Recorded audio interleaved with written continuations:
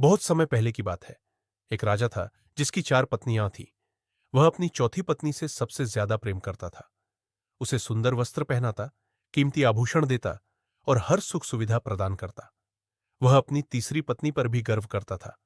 उसे डर था कि वह कभी भी उसे छोड़कर किसी और के साथ जा सकती है। उसकी दूसरी पत्नी हमेशा संकट में उसका सहारा बनती थी। वह समझदार थी और राजा को अच्छी सलाह देती थी।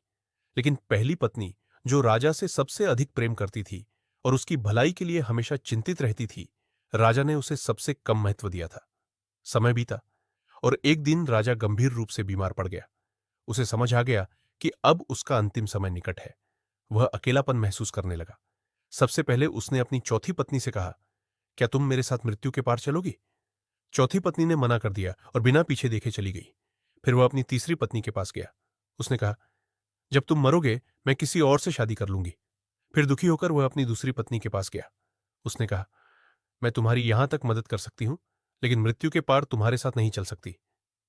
अंत में टूटा हुआ दिल लेकर वह अपनी पहली पत्नी के पास गया।